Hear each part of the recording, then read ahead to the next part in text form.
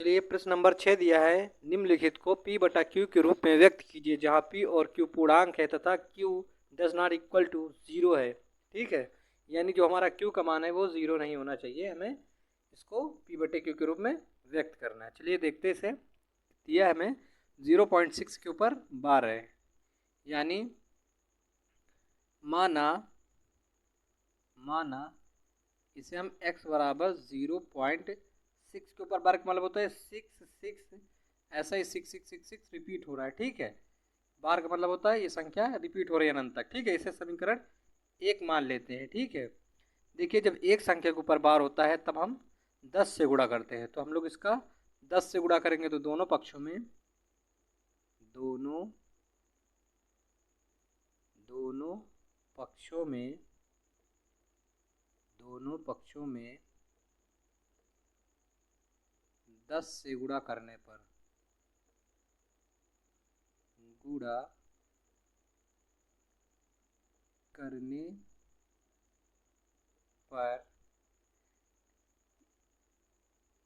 10x बराबर, इधर भी 10 से करेंगे तो 10 गुना 0.666 और 6 रिपीट हो रहा है। ठीक है, तो देखेंगे हम लोग इसका गुणा करेंगे, तो चलिए आपको सिखा देते हैं गुणा कैसे करेंगे। 0.666 गुणा कर देते हैं 10 से, तो देखिए हमें क्या प्राप्त होता है।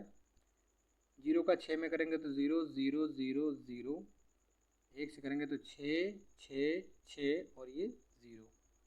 ठीक है, 0 है तो 0, 6 है तो 6, ये 6 है तो 6, ये 6 है तो 6, और इस 0 की कोई वैल्यू नहीं है क्योंकि ये यहाँ पर इसकी कोई वैल्यू नहीं होती। देखिए दशमलव कितने अंक बाद है, पीछे से 1 2 3, 1 2 3 को छोड़ के ये यहाँ पर दशमलव आ गया। ठीक है, तो हम लोग लिख देंगे 10x बराबर 6.666 रिपीट हो रहा है। ठीक है, ऐसे 6 रिपीट हो रहा है। इसे समीकरण 2 मान लेते हैं। ठीक है, अब हम लोग क्या करेंगे, समीकरण 2 में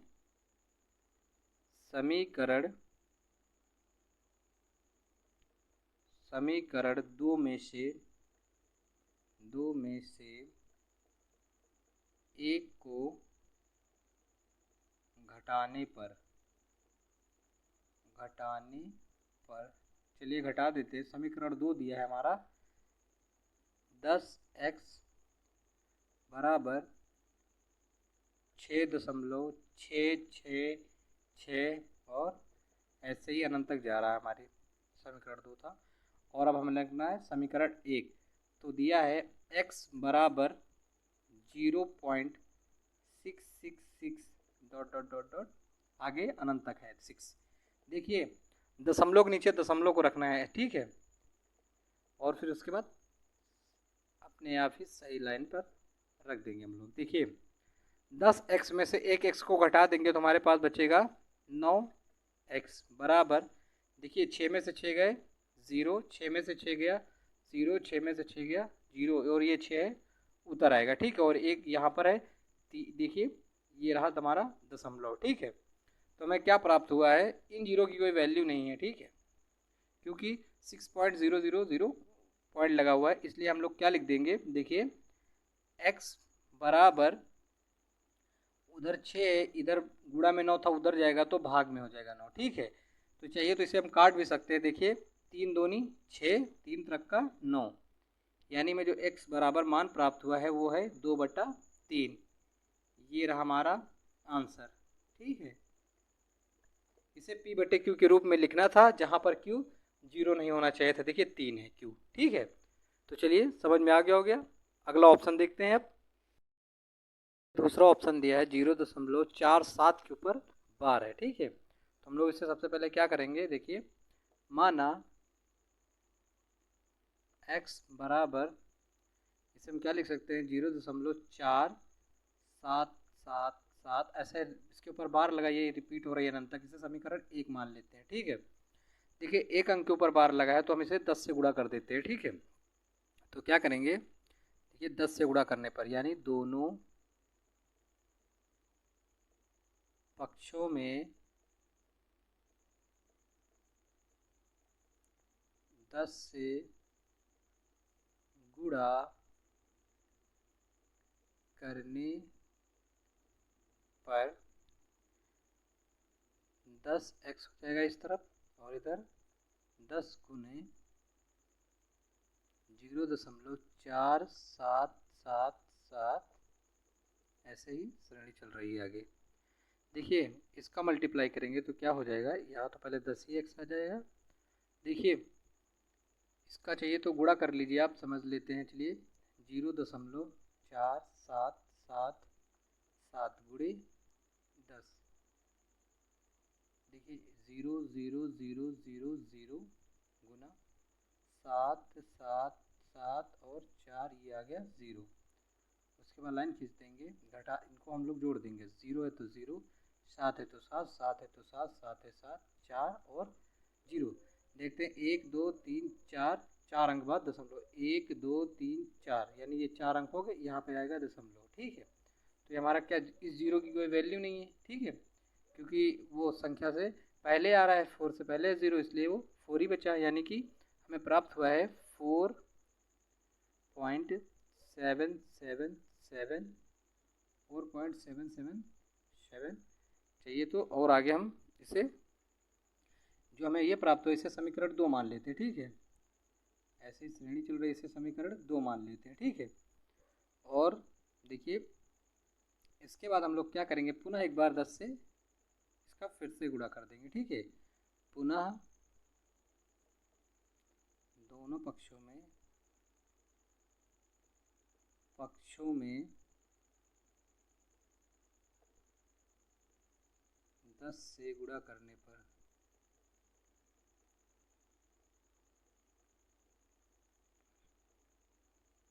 हमें क्या प्राप्त हो जाएगा, 10 गुणे 10x बराबर 10 गुने 4.777।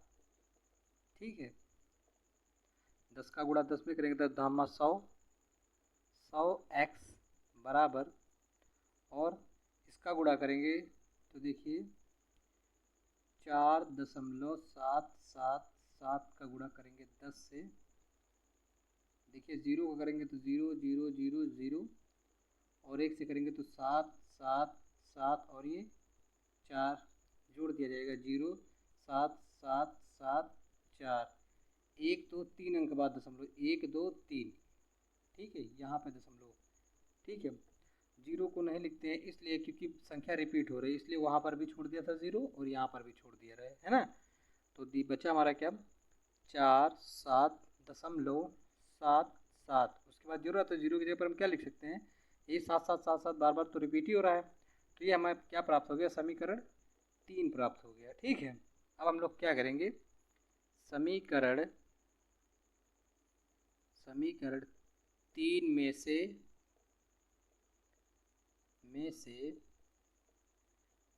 2 को घटाने पर, 2 को, चलिए समीकरण 2 वाला लिखते हैं, 2 समीकरण 2 को घटाने पर, चलिए देखते हैं।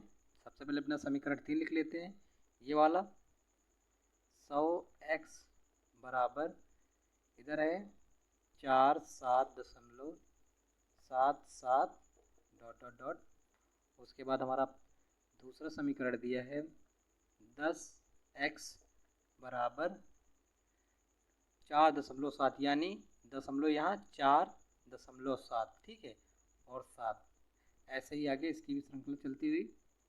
क्या करेंगे, अब हम लोग इसे घटा देंगे। ठीक है, घटा देंगे। देखिए 100x में से 10x गए, बचे हमारे पास 90x बराबर 7 में से 7 गया 0, 7 में से 7 गया 0, और ये बचा 7 में से 4 गए 3, और ये 4। ठीक है, तो देखिए इन जीरो की कोई वैल्यू ही नहीं बची। ठीक है, हमारे पास क्या है, 43। ठीक है, तो x बराबर क्या लिख सकते हैं हम लोग, 43, और इधर 90 गुणा में था, इधर जाएगा तो भाग में। ठीक है, ये आ गई हमारी p/q के रूप में। ये ऑप्शन नंबर 3 दिया है, 0.001 के ऊपर बार है। इसे हम लिख सकते हैं माना x बराबर 0.001, बार लगा यानी ये संख्या बार बार रिपीट हो रही है तो 001 ऐसे लिख सकते हैं इसे। ठीक है, इसे मान लेते हैं हम क्या, समीकरण, ऐसे ही चलता जा रहा 001 अनंत तक, इसे मान लेते हैं समीकरण 1। ठीक है, अब 3 अंकों के ऊपर बार लगा है तो हम इसका 1000 से गुणा कर देंगे। ठीक है, तो क्या करेंगे, दोनों पक्षों में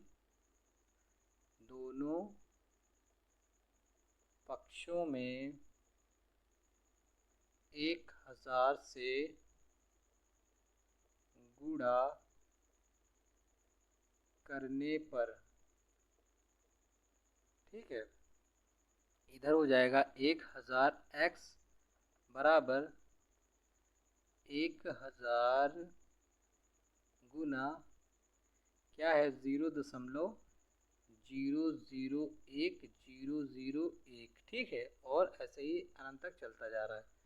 देखिए एक तरीका है, इसमें जितने ज़ीरो लगे होंगे उतने ही दशमलव आगे चला जाएगा, 1 2 3, यानी ये 1 2 3 यहाँ पर ये ज़ीरो पहुँच जाएगा। ठीक है, इसे हम लिख सकते हैं क्या, 0.001 यहाँ पे आ जाएगा दशमलव। ठीक है, क्योंकि 3 ज़ीरो लगे तो 1 2 3, 3 संख्या लिख दी और दशमलव लगा दिया। ठीक है, उसके बाद क्या है 001, समझ में आया सबको।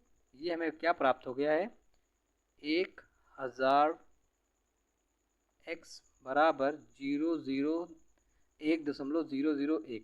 देखिए ये संख्या बार बार रिपीट ही हो रही है 001, तो यहाँ भी 001 ही आएगा, वैसे ही अनंत तक चलती जाएगी। ठीक है, तो हम लोग इसे क्या लिख सकते हैं, इन दो ज़ीरो की वैल्यू नहीं है क्योंकि संख्या से पहले आ गए, तो हम इसे क्या लिख सकते हैं, और पॉइंट का उस पार का भी छोड़ देंगे। ठीक है, तो हम लोग लिखेंगे, देखिए 1000 x बराबर हमें क्या मिलेगा 1, क्योंकि इस पॉइंट के उस पार का भी छोड़ देंगे हम लोग। ठीक है, तो देखिए अब हम लोग क्या करेंगे, इसे मान लेते हैं हम लोग समीकरण 3, क्योंकि ये जो पॉइंट दिया है इसके बाद क्या हो रहा है 001 ऐसे ही अनंत तक चलता चला जा रहा है। ये क्या है हमारा, ये है हमारा समीकरण 3।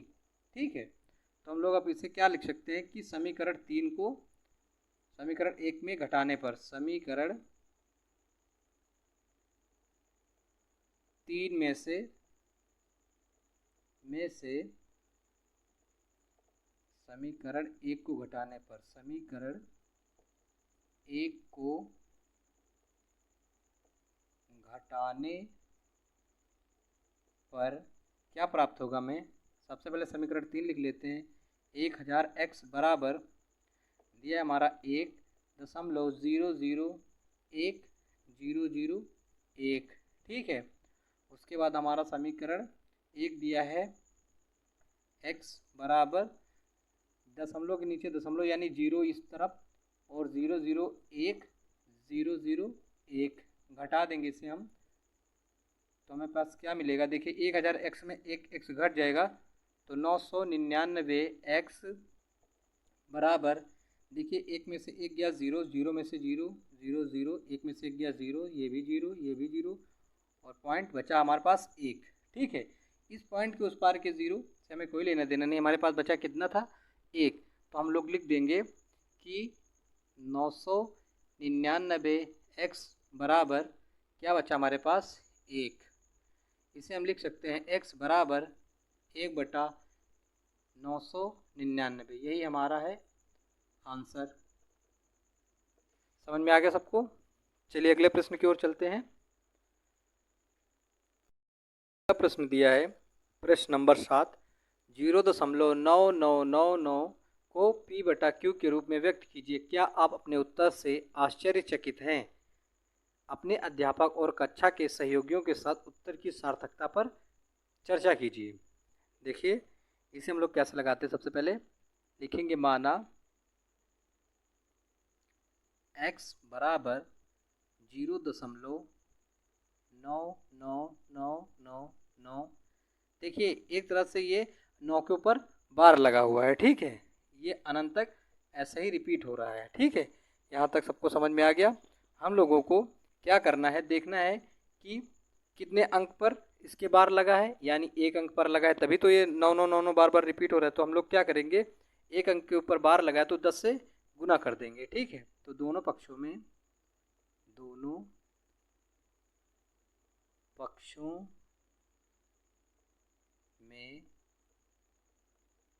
10 से गुणा करने पर, ठीक है, क्या कर देंगे, 10 से हम लोग गुणा कर देंगे दोनों पक्षों में, तो इधर हो जाएगा 10x बराबर 10 गुणा 0.99999, ठीक है, 2 4 1 5, ठीक है। और ऐसे चाहे जितने 9 लिख सकते हैं, ठीक है। ऐसे श्रेणी आगे चलती चली जा रही। देखिए जब हम लोग 10 का गुणा करेंगे तो देखिए जितने जीरो होते हैं ये पॉइंट उतने ही आगे चला जाता है। अगर इसमें एक जीरो है तो ये पॉइंट हमारा यहाँ चला जाएगा, ठीक है। ऐसे आपको समझाने के लिए लिख दिया था, यानी कि हमारा पॉइंट पहुँच जाएगा यहाँ पर, एक 9 के आगे। यानी हम लोग लिखेंगे 10x बराबर, यहाँ क्या होगा, ये पॉइंट यहाँ चला जाएगा तो हमें क्या मिलेगा, 9। देखिए इस जीरो की कोई वैल्यू नहीं, क्योंकि 9 से पहले हो जाएगा फिर, ठीक है। यहाँ पे 0 9 आ जाएगा, ठीक है, इसलिए 0 को नहीं लिख रहे, सीधा 9 लिख रहे हैं। उसके बाद ये दशमलव आ जाएगा और फिर 9 9 9 9 रिपीट होता रहेगा अनंत तक, ठीक है। चलिए देखते हैं इसे हम लोग। देखिए इसे क्या लिख सकते हैं कि 10x बराबर, ये 9 है तो इसे 9 लिख देते हैं, और प्लस जीरो की कोई वैल्यू नहीं है, 0.99999, ऐसे ही अनंत तक इसे लिख सकते हैं ना। तो देखिए ये हमारी वैल्यू क्या है, यहाँ से यहाँ तक की, देखिए ये हमारा क्या था, x था, ठीक है। तो हम इसे क्या लिख सकते हैं, 9 + x लिख सकते हैं। जी हाँ, बिल्कुल लिख सकते हैं। 10x बराबर 9 + x लिख सकते हैं इसको। तो हम लोग क्या करेंगे, पक्षांतर कर देंगे, x x की तरफ ही आ जाएगा, यानी 10x उधर प्लस का था, बराबर किस पर आएगा, तो माइनस का x बराबर 9।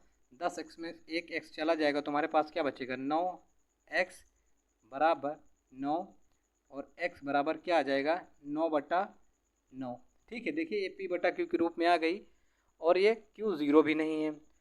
और इसे हम हल करेंगे तो देखिए हमें क्या प्राप्त होगी, 9 एकम 9, यानी x बराबर में क्या प्राप्त हो गया है, x बराबर 1 प्राप्त हुआ, ठीक है। तो अब देखिए हमारा प्रश्न हमें दिया था कि 0.9999 को p/q के रूप में व्यक्त कीजिए, हमने कर दिया p/q के रूप में। क्या आप अपने उत्तर से आश्चर्यचकित हैं? तो देखिए हमारा उत्तर जो आया है वो देखिए x बराबर क्या था, 0.9999, ऐसे ही अनंत बार तक था, और जो हमारा उत्तर आ गया है वो आ गया x बराबर 1।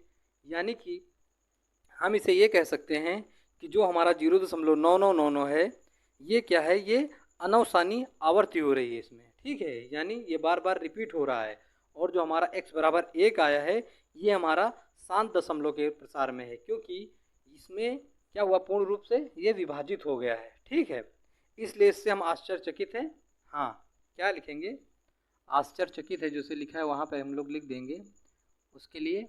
हाँ, आश्चर्यचकित तो हैं हम लोग, किस लिए हैं, क्योंकि x बराबर क्या आया है, x बराबर आया है 0. क्या था, 99999।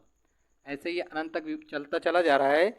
तो क्या है ये, जब ये बार बार रिपीट होता है तो इसे हम क्या बोलते हैं, अनवसानी। क्या है ये, किस प्रकार का दशमलव प्रसार है, अनवसानी, अनवसानी, अनवसानी आवर्ती, आवर्ती, है ना। उसके बाद जो हमारा दूसरा निकला है वो क्या निकला है, x बराबर 1 निकला। ये हमारा किस प्रकार का दशमलव प्रसार है, ये शांत दशमलव प्रसार है, इसलिए हम लोग इससे आश्चर्यचकित है। मगर देखें तो हम लोगों ने क्या है कि अगर ये जो दिया है 0.999999, अगर इसमें कुछ हम जोड़ते हैं एक्स्ट्रा, यानी इसकी जो अगली संख्या आएगी वो सीधा 1 ही आने वाली है, यानी इन दोनों के बीच में ज़्यादा कोई अंतर नहीं है, ठीक है। तो दोनों संख्याओं के बीच में कोई अंतर नहीं है, ठीक है। तो हम लोग लिख देंगे, बोला है ना कि इन्होंने कि अपने अध्यापक और कक्षा के सहयोगियों के साथ उत्तर की सार्थकता पर चर्चा कीजिए। तो देख रहे हैं हम लोग कि दोनों संख्याओं के बीच में कोई अंतर नहीं है। हम लोग लिख देंगे दोनों संख्याओं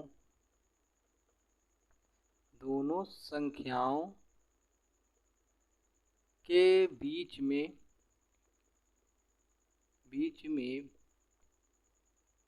कोई अंतर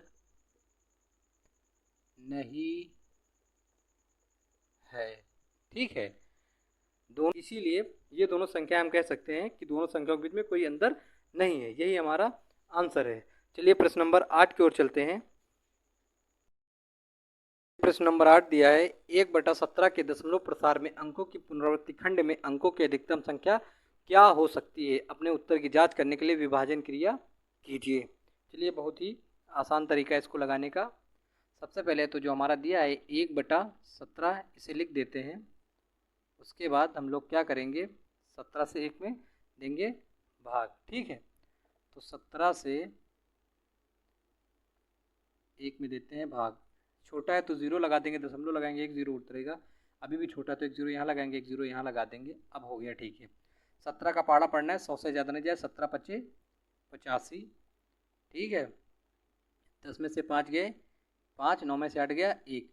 अब यहाँ दशमलव लगाए तो 0 उतार लें, क्योंकि 17 जो था 15 छोटा था 17 से, इसलिए पहाड़ा ही नहीं जाता, इसलिए दशमलव लगा के 1 0 उतार लिया। ठीक है, और अब हम लोग 17 का पहाड़ा पढ़ेंगे, 150 से ज़्यादा ना जाए। 17 × 8 = 136। 10 में से 6 गए 4, 4 में से 3 गया 1, 1 में से 1 गया कुछ नहीं। दशमलव लगाए तो यहाँ पर 0 उतार लेंगे। 17 × 8 = 136। उसके बाद 10 में से 6 गए 4, 3 में से 3 गया कुछ नहीं, 1 में से 1 गया कुछ नहीं। 4 दशमलव लगाए तो 0 उतार लेंगे। 17 दूनी 34 होगा। फिर 10 में से 4 गए 6, 3 में से 3 गया कुछ नहीं, दशमलव लगाए तो 0 उतार सकते हैं। 17 × 4 = 68 होते, तो 17 × 3 = 51 ले जाएंगे। 10 में से 1 गया 9, 5 में से 5 गया कुछ नहीं, दशमलव लगाए तो 0 उतार सकते हैं। 17 × 5 = 85 आएगा। 10 में से 5 गए 5, और 8 में से 8 गया कुछ नहीं। उसके बाद दशमलव लगाए तो 0 उतार सकते हैं। 17 तो 51 होता है, इसलिए हम लोग ले जाएंगे 17 दूनी 34। 10 में से 4 गया 6, 4 में से 3 गया 1। ठीक है, उसके बाद अभी छोटा है तो दशमलव लगाए तो 0 उतार लेंगे। 17 9 = 153 हो जाएगा। 153। 10 में से 3 गए 7, 5 में से 5 गया कुछ नहीं, 1 में से 1 गया कुछ नहीं। ठीक है, दशमलव लगाए तो 0 उतार लेंगे। ठीक है, और 17 × 5 = 85 में ज़्यादा हो जाता है, इसलिए 17 × 4 = 68 कर देंगे। 68 घटा देंगे। 10 में से 8 गया 2, और 6 में से 6 गया कुछ नहीं। ठीक है, ये वाली संख्या को हम यहाँ से लिख ले रहे हैं, क्योंकि दिखाई नहीं देगा आपको नीचे, बोर्ड मेरा छोटा है, इसलिए गुणा 2। यही संख्या इस वाला पोज यहाँ पर स्टार्ट कर रहे हैं यहाँ से ना, तो ठीक है, गुणा 2। उसके बाद दशमलव लगाए तो 0 उतार सकते हैं। 17 का पहाड़ा पढ़ेंगे, 20 में जाना चाहिए। 17 का 17, 17 दूना 34, 2 बार में ज़्यादा हो जाता है, इसलिए 17 × 1 = 17 कर देंगे। ठीक है, 10 में से 7 गए 3, 1 में से 1 गया कुछ नहीं, दशमलव लगा तो 0 उतार लेंगे। 17 दूनी 34 ज़्यादा होता है, इसलिए 17 × 1 = 17। 10 में से 7 गए 3, 2 में से 1 गया 1, दशमलव लगाए तो 0 उतार लेंगे, क्योंकि छोटा है ये। अब 17 × 5 = 2, 17 7 = 119। 17 7 = 119 कर देंगे। 10 में से 9 गया 1, 2 में से 1 गया 1, यहाँ पर दशमलव लगा है तो 0 उतार लेंगे फिर से। 17 × 5 = 85, 17 × 6 = 102। ठीक है, कितना आएगा? 17 × 6 = 102। 10 में से 2 गए 8, और यहाँ पर 0 में से 0 कुछ नहीं, 1 में से 1 गया कुछ नहीं, बचे हैं 8। दशमलव लगाए तो 0 उतार सकते हैं। 17 × 4 = 68, 17 × 5 = 85, यानी 17 × 4 = 68 घटा देंगे। 10 में से 8 गए 2, 7 में से 6 गया 1, दशमलव लगा तो 0 बढ़ा सकते हैं। 17 का भाग देंगे 120 में, 17 7 = 119। ठीक है, 17 7 = 119। 10 में से 9 गया 1, 1 में 1 गया कुछ नहीं, 1 में 1 गया कुछ नहीं। देखिए हमने 1 से स्टार्ट किया था, 1 हमारा फिर से आ गया, यानी अब यहाँ से होगी संख्याओं की पुनरावृत्ति। ठीक है, यानी अब होने वाले हैं यही संख्या बार बार रिपीट। तो चलिए हमें जो हमारा मिला है अंकों की अधिकतम संख्या वो लिख देते हैं। क्या हमें अंकों की अधिकतम संख्या प्राप्त हुई है कि कितने अंकों बाद ये रिपीट होगा? तो देखिए 0.0588, उसके बाद है 235, 235, 235 के बाद 294, 294, उसके बाद 11, फिर है 76 और 47। ठीक है, अब ये संख्या होने वाली रिपीट, तो इसलिए यहाँ से लगा देंगे बार। ये रही हमारी अधिकतम संख्या जो बार बार होगी रिपीट। ठीक है, यही हमारा आंसर है। समझ में आ गया सबको? चलिए देख लीजिए अच्छे से। अगला प्रश्न दिया है प्रश्न नंबर 9, P बटा Q जहाँ Q 0 के बराबर नहीं है के रूप की परिमेय संख्या के अनेक उदाहरण लीजिए। यानी कि P बटा Q के रूप के अनेक परिमेय संख्याओं का उदाहरण लेना है और जहाँ पर Q जो है वो 0 के बराबर नहीं होना चाहिए। तो चलिए सबसे पहले हम लोग कुछ परिमेय संख्याओं के उदाहरण लेते हैं। तो चलिए लिखेंगे परिमेय संख्या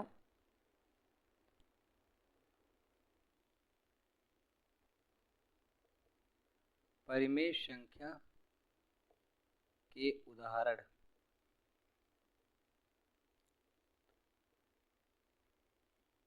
क्या होना चाहिए? P बटा Q, जो Q है वो हमारा 0 नहीं होना चाहिए। जैसे हम उदाहरण लेते हैं 7/8, 1/3, 1/2 और 1/7। ठीक है, ये हमने ले लिए परिमेय संख्याओं के उदाहरण। उसके बाद बोल रहा है जहाँ P और Q पूर्णांक है जिनका एक के अतिरिक्त अन्य कोई उभयनिष्ठ गुणनखंड नहीं है और जिसका शांत दशमलव निरूपण प्रसार है। जैसे हमने ये पहला उदाहरण लिया, इसका चेक करते क्या शांत दशमलव निरूपण प्रसार है। तो चलिए देख लेते हैं इसको करके। इसको ले लेते हैं 7/8, 8 से हमें भाग देना है 7 में, 8/7। देखिए 8 में 7 में भाग नहीं जाएगा तो 0 लगाएंगे और दशमलव लगा देंगे, यहाँ 1 0 आ जाएगा। 8 8 64, तो घटाना अच्छे लगाएंगे, 10 में से 4 गए 6, 6 में से 6 गया कुछ नहीं। उसके बाद दशमलव लगाए 0 बढ़ा सकते हैं, 8 36 56, 10 में से 6 गए 4, 5 में से 5 गया कुछ नहीं, दशमलव लगा 0 बढ़ा लेंगे, 8 5 40, 8 5 40। चलिए ये भी हल हो गया।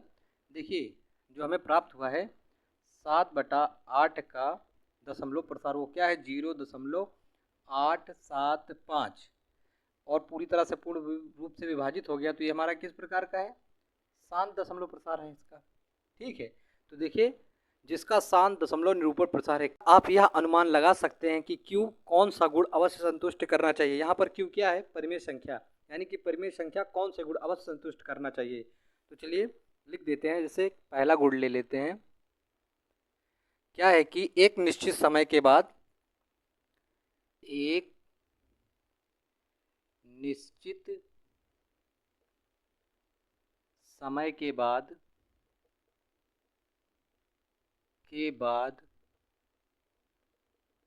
संख्या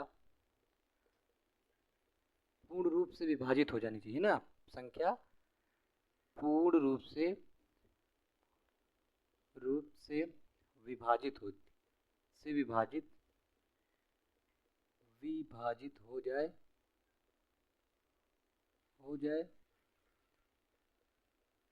एक तो ये गुण होना चाहिए और दूसरा है, एक हो गया एक निश्चित समय के बाद संख्या पूर्ण रूप से विभाजित हो जाए और दूसरा है जो संख्या पूर्ण रूप से विभाजित ना होकर, जो संख्या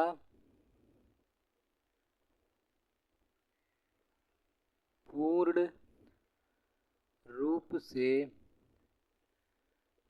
विभाजित ना होकर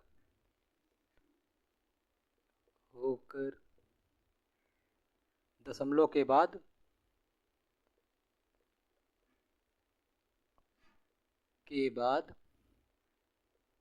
बार लग जाए।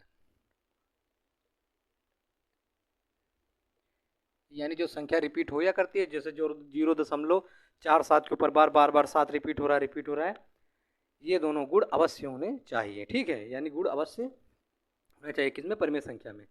चलिए अब हम लोग अगले क्वेश्चन की ओर बढ़ते हैं। ऐसी 3 संख्याएं लिखिए जिनके दशमलव प्रसार अनावसानी अनावर्ती हो। देखिए अनावसानी अनावर्ती क्या होती है कि संख्या रिपीट तो होगी मगर बिल्कुल सेम संख्या रिपीट नहीं होती। ऐसी 3 संख्याएं लिखना है हमें। तो सबसे पहले लिखते हैं 0.01, ठीक है।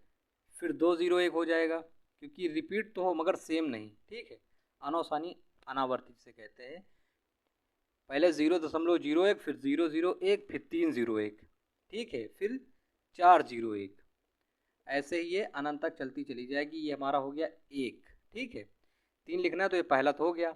उसके बाद इसी से मिलते जुलते 3 कोई भी दे सकते हैं हम लोग, 0.02, फिर आएगा 002, फिर आएगा 0002, फिर आएगा 00002, ऐसे ही अनंत तक, ठीक है।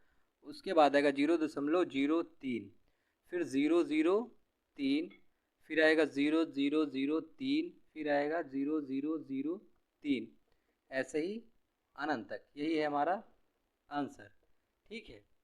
अनावसानी अनावर्ती का मतलब क्या होता है कि संख्या रिपीट तो हो रही है मगर देखिए इधर 0.01, फिर 001, फिर 301, फिर 401, इस तरह बढ़ते हुए जीरो चलते चले जाएंगे, इन्हें कहते हैं अनावसानी अनावर्ती, ठीक है।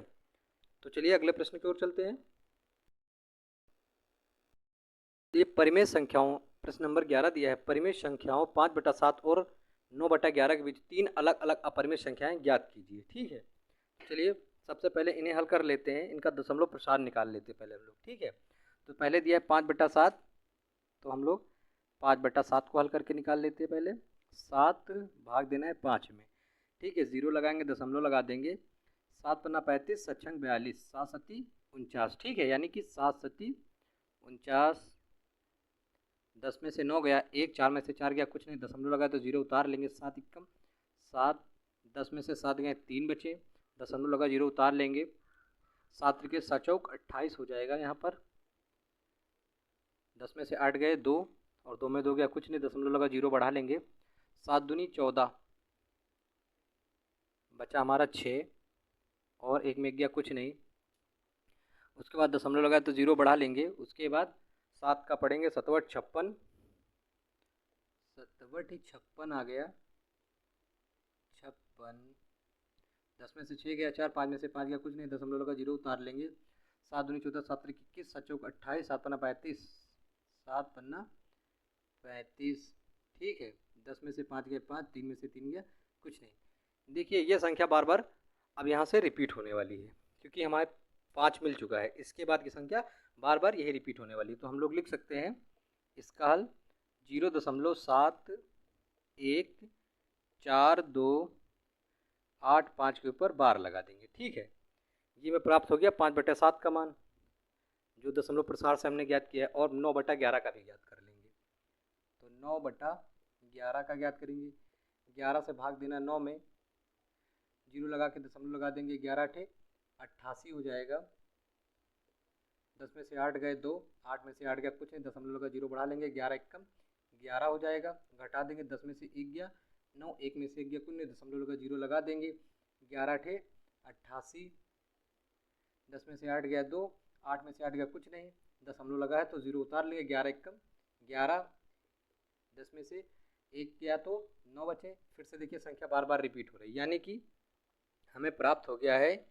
देखिए 81 रिपीट हो रहा तो लिख देंगे 0.81 के ऊपर बार, ठीक है। अब हम लोगों ने दोनों परिमेय संख्याओं के दशमलव प्रसार तो ज्ञात कर लिए। अब हमें इनके बीच की संख्या, 3 अलग अलग संख्याएं हमें जो पूछा जा रहा है, हम इनके बीच की संख्याएं लिखेंगे, ठीक है। चलिए 0.71428 से लेकर 0.81 के बीच की 3 परिमेय अपरिमेय संख्याएं लिखनी है, वो भी अलग अलग सी, ठीक है। तो 0.71 लिखा है, हम यहाँ 72 भी ले सकते हैं मगर जो बुक में आंसर है उस हिसाब से हम लोग इसमें 75 ले रहे हैं। तो 0.75, ठीक है। उसके बाद 1 0 आएगा, फिर 7 5, 2 0 आएंगे, फिर 7 5, 3 0 आएंगे, ऐसे ही अनंत तक चलता चला जाएगा, ठीक है। उसके बाद दूसरा ले लेते हैं, दूसरी, तो 0.75 हो गया, तो 7 6 ले लेते हैं, ठीक है। 7 6, उसके बाद 0, फिर 7 6 0 0, फिर 7 6, 3 0 आ जाएंगे इस बार, और अनंत तक ऐसे ही चलती चली जाएंगी श्रृंखला हमारी श्रेणियाँ। उसके बाद 0.81 से ज़्यादा उन्होंने तो हम 8 जीरो भी ले सकते हैं, ठीक है। 8 जीरो हो गया तो अब 8 2 जीरो हो जाएंगे, 8 3 जीरो हो जाएंगे, फिर डॉट डॉट डॉट अनंत तक ऐसे चलता चला जाएगा। यही हमारा आंसर है, देख लीजिए, ठीक है। यहाँ पे संख्या कोई भी ले सकते हैं, जरूरी नहीं कि 7 5 लिया या 7 6 लिया या 8 0 लिया।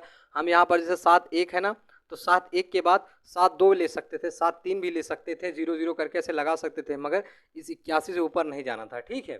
तो चलते हैं 0.81 जो दिया हुआ है हम लोगों को उससे ज़्यादा नहीं जाता, इसलिए हमने 8 1 नहीं लिया, 8 0 तक लिया है, ठीक है।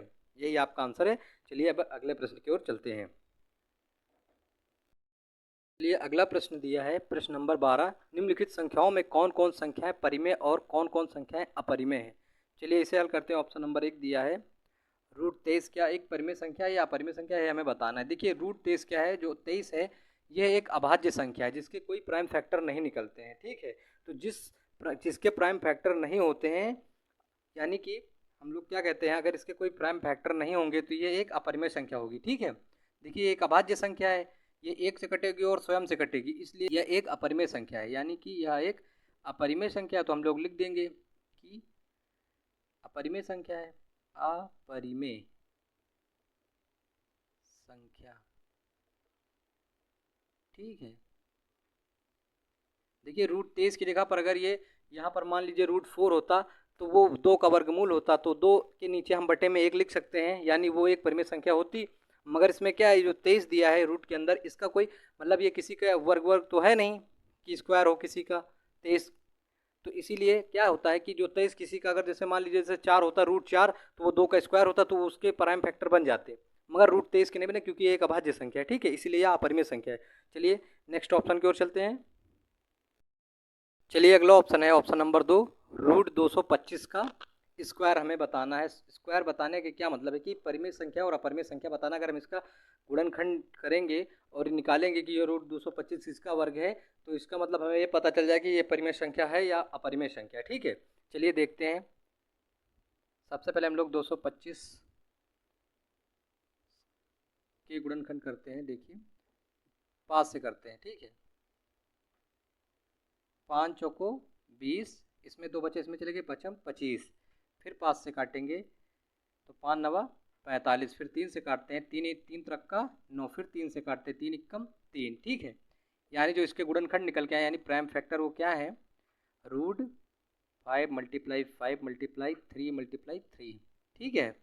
अब इसमें से जो देखिए इन दोनों में से एक एक जोड़ा बाहर आ जाएगा, यानी √5 × 3, उसके बाद इन दोनों का गुणा कर देंगे, 5 3 15, हमें क्या प्राप्त हो जाएगा 15, ठीक है। और हम 15 को 15/1 के रूप में लिख सकते हैं, और हमारा क्यू जो है 0 भी नहीं है, यानी क्या ये हमारी एक परिमेय संख्या है। तो हम लिख देंगे ये हमारी परिमेय संख्या हो गई, परिमेय संख्या है ये, ठीक है। यही आंसर है हमारा, ये इसका आंसर था।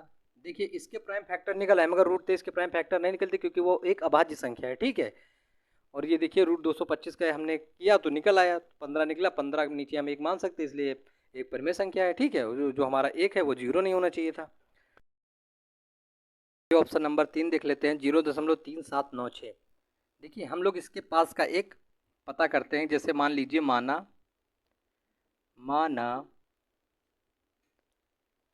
ये 0.37, हम 0.35 के लिए हम लोग क्या करते हैं, 2 को 7 में भाग दे देते हैं, देखते हैं क्या यह परिमेय संख्या इसके पास का है, तो पता चल जाएगा ना। तो 2 तिया 6, 7 में से 6 घटाएंगे तो बचेगा 1, ठीक है। 1 दशमलव लगाएंगे, 0 उतार लेंगे, 2 पंचे 10, ठीक है। देखिए ये इसके पास का निकला है, यानी 0.3796, ये 3 5 है, 3.5 है, यानी कि इसके आसपास का ये, यानी ये एक परिमेय संख्या है। हम इसे लिख सकते हैं कि ये क्या है, एक परिमेय संख्या, ठीक है।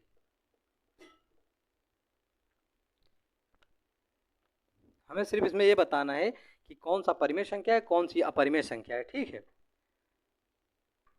चलिए ऑप्शन नंबर 4 की ओर चलते हैं।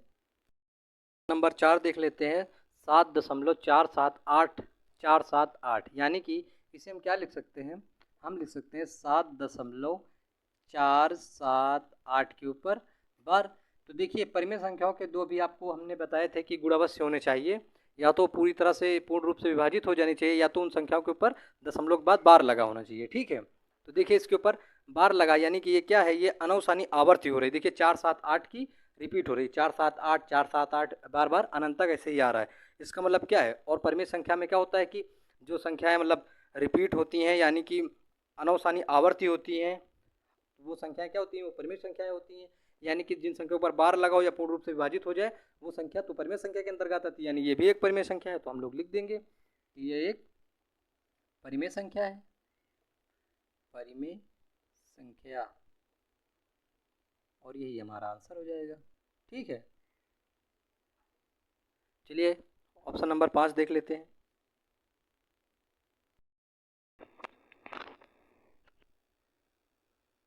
चलिए ऑप्शन नंबर 5 देख लेते हैं। दिया है 1.10 फिर 1 2 0 फिर 1 3 0 फिर 1 4 0 और 1। इसका मतलब ये जो हमारी दी हुई है ये हमारा क्या है, ये अनवसानी अनावर्ती हो रही है। जो ऊपर वाला था उसे आवर्ती बोलते हैं, ये अनावर्ती हो रही है, मतलब रिपीट हो रहा है मगर उससे अलग रिपीट हो रहा है। तो ये हमारी अपरमेय संख्या की लिस्ट उसमें आती है। ठीक है, तो ये हमारी क्या हो गई, ये अनवसानी अनावर्ती हो रही, तो ये क्या है, हमारी अपरिमेय संख्या है। ठीक है, अपरिमेय संख्या,